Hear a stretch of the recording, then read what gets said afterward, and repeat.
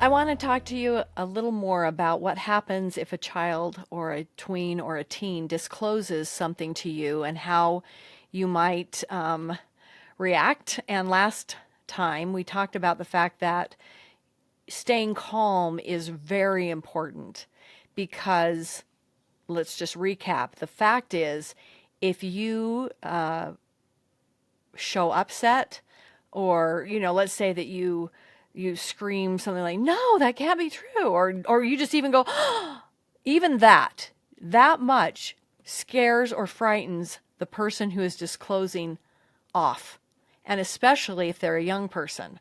Now it can happen with adults too, where that upset is something that now the person disclosing has to manage.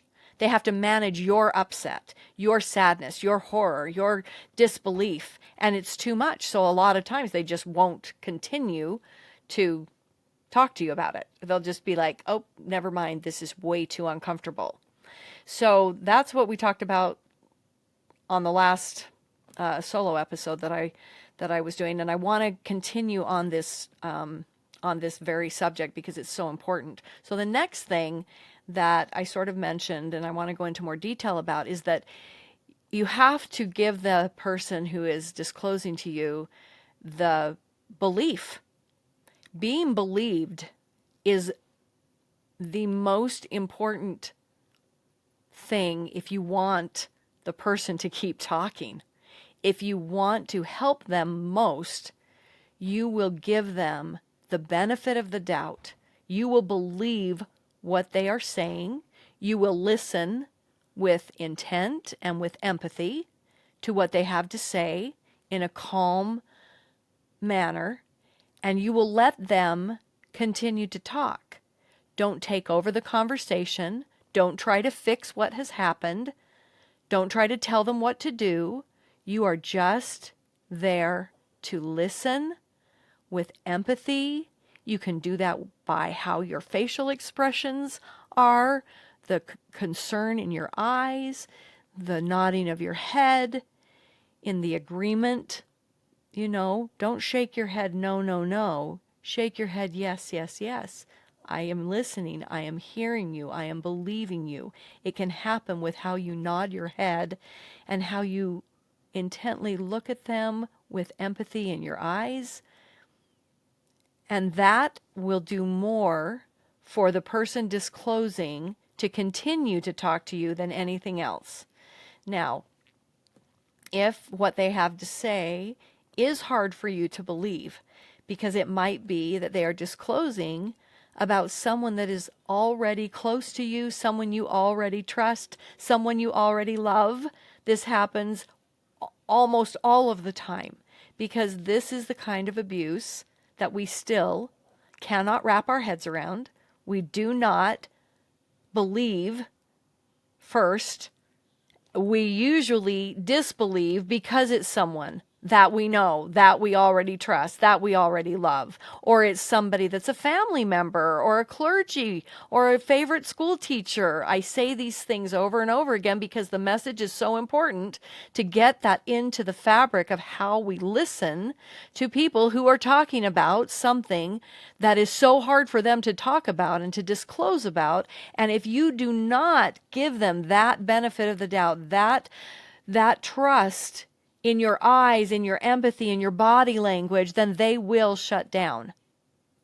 So, as we continue on to, basically the next step, which is to reestablish their safety, because most of the time when somebody's been violated, whether it's through inappropriate touching, molestation, rape, incest, any of the things that I talk about, they are in a state of complete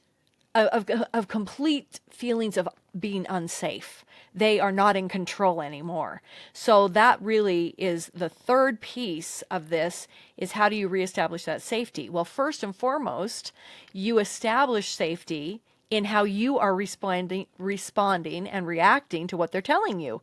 You are making them safe by your reaction, by the way that you hold your body, by the way that you nod your head, and that you open your body up to them instead of closing it off by folding your arms, or like reacting body language wise in a way that would make them think they're not believing me. They don't like what I'm saying. These body language cues are so strong. It's how we know when we walk into a room which people at the party we can talk to and those that we feel that we can't.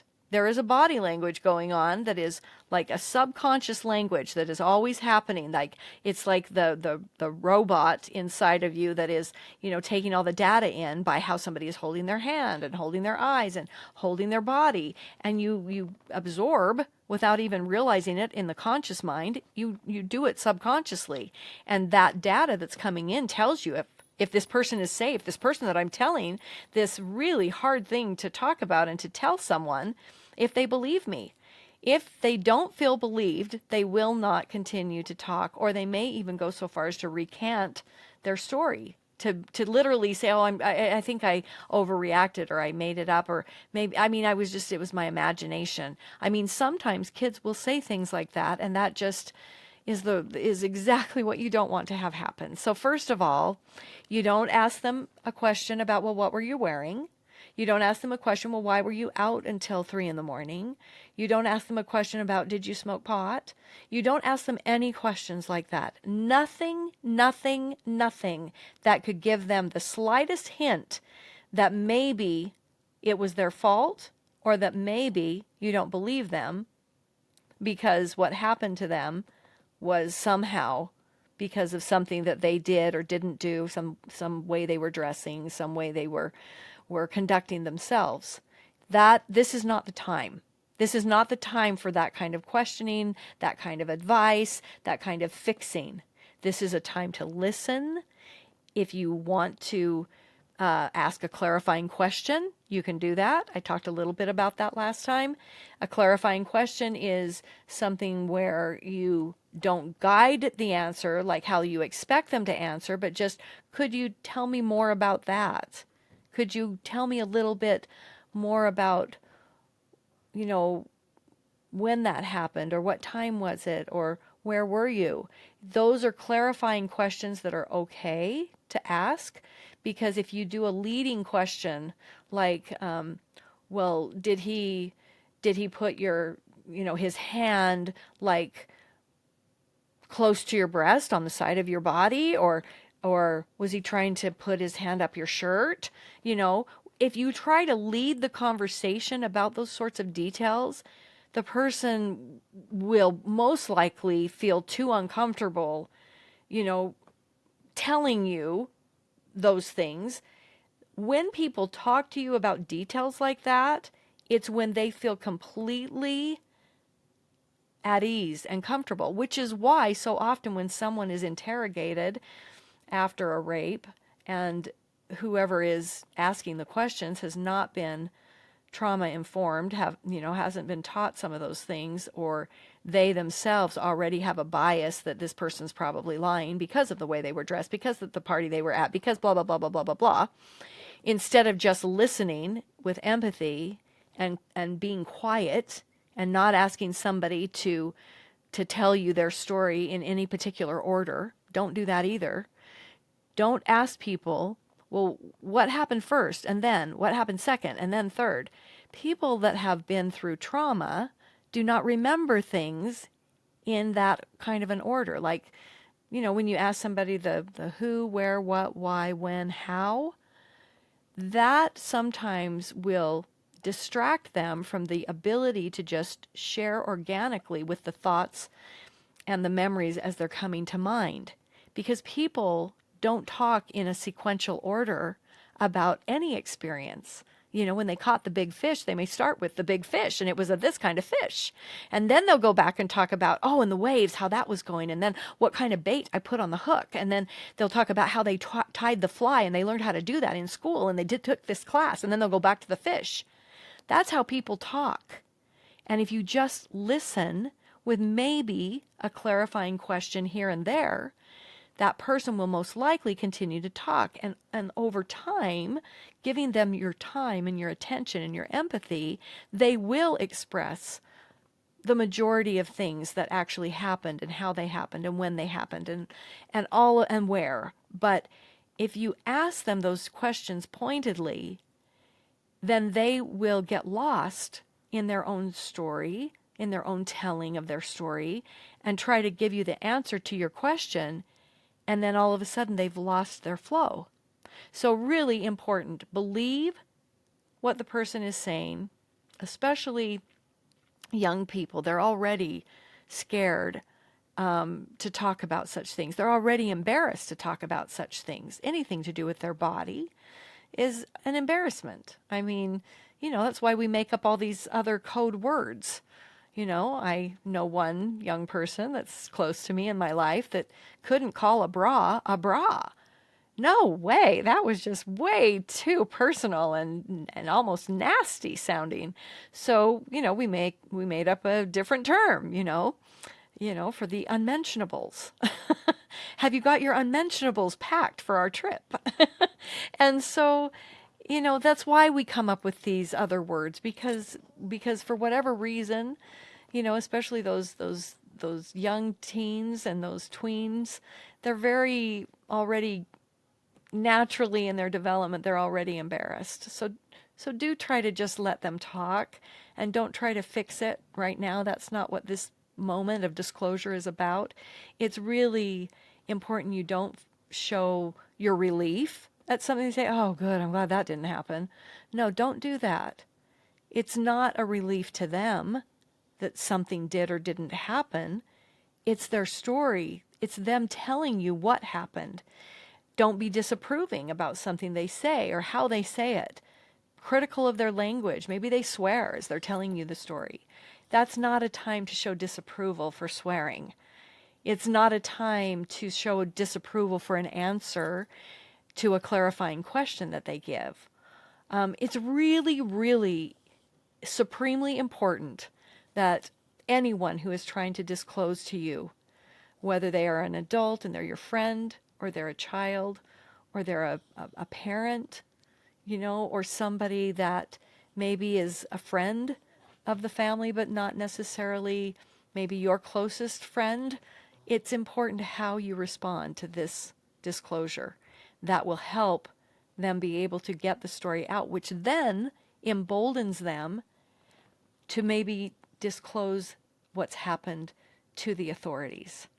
They gain experience in talking about it. Getting the story outside of their body is going to give them more confidence just because you listened, just because you didn't disapprove or show relief or ask a leading question and then see if they actually gave you the answer that you wanted or they didn't. So if they detect that there is pain in you and huge upset or just any kind of upset in you, no matter the ages of both parties, the one receiving the story and listening, the one that's telling the story, they will try to immediately protect you because you're the one now in pain. It shouldn't be like that. When someone is disclosing, it is not your time to show pain, discomfort, disapproval, upset. All of those things are, this moment in time is not for you, it's for them. And you will embolden them, you will give them more courage just by listening and believing them than you can possibly imagine. And then next time we're going to talk about how you reestablish their safety, because obviously they are not in control, they feel unsafe, and we'll talk more about how you can help them get back to that safe place where they might be able to then disclose to someone who could actually take action. And that might be you, but it also is another step in this process of disclosure. All right, thanks for listening. My dog is ready to jump up here on my lap, so come on up, Toby. We're done with this particular point. So thanks. We're trying to really make sure that that person in your life who might trust you, that you know how to respond and you know how to do the things that will actually make a difference in this particular abuse either being handled, healed from. You are an important part of that by just listening. You are an important person because you just listened and believed the story. Thanks.